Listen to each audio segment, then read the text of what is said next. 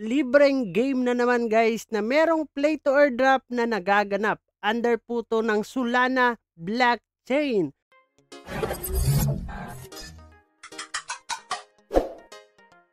Hey, what's up mga pre, and welcome back dito sa ating YouTube channel. And for today's video nga mga pre ay pag-uusapan natin itong libreng game na naman guys na merong play to airdrop na nagaganap under po to ng Solana blockchain.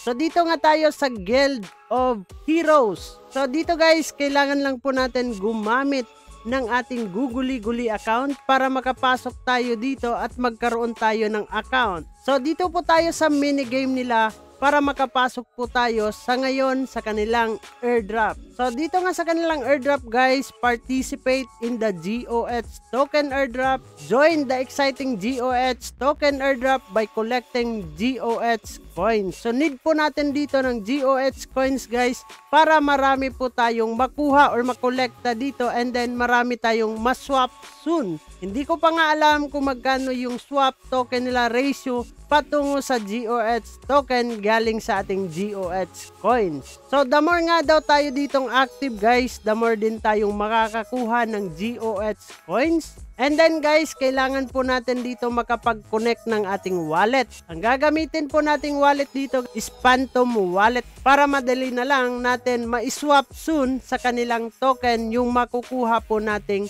GOH coins guys. And then pwede din tayo dito makapag-connect ng kanilang Telegram. So click lang natin itong go to Telegram app para makapag-connect po tayo. So dito guys, meron po tayong daily task every now and then na makakapasok po tayo dito ay meron tayong makukuha na GOH coins. And then meron po tayong task dito sa social nila. So malaki-laki po yung makukuha nating GOH coins dito every now and then na makakatapos tayo nitong kanilang task. So click lang natin itong start the task, and then dito guys, like and share nga lang daw yung gagawin natin. Click po natin yung like and share. And then pasok po tayo dito, like po natin, and then kailangan po natin yan i-repost. So dito guys, mapupunta na po yan yung ating task dito sa active task. So 1 hour po yung pagitan dito bago nga natin maklaim yung ating rewards dito. So click po natin yung rewards, and then kanina ko pa to nagawa. So your prize is now ready to be claimed na nga daw dito. So click lang natin yung claim, and then nakakakuha na tayo ng kanilang GOH coins dito. So yung bago nating natapos guys ay hindi ko pa yan makukuha kasi nagkakaroon pa yan ng checking doon sa kanilang moderator. So wait po tayo ng 1 hour nga daw dito. So sa mga complete task natin dito guys ay makikita po natin dito, no?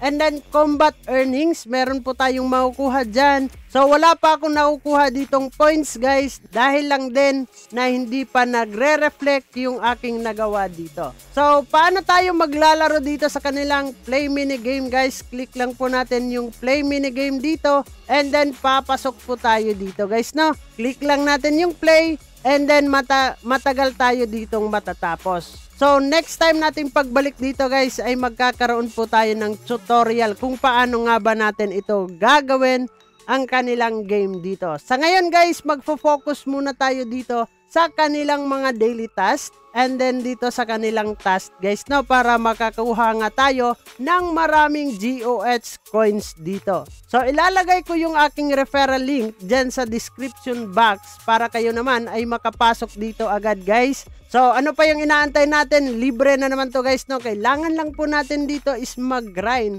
and then soon, hindi ko pa din alam kung tayo nga ba ay papaldo dito. Pero yun nga, libre naman, wala tayong ilalabas na puhunan. So, i-grind na po natin to. So, yun lang naman yung ating pag-uusapan for today's video. Diyan na muna kayo mga pre. And then, kung bago ka lang dito sa ating YouTube channel, ay huwag kalimutang mag-click subscribe and click the notification bell para ma-update at ma-aware ka sa mga panibago nating i-upload na video. So, this is me, Dong Ayan TV. Mag-ingat tayong lahat, and bye-bye!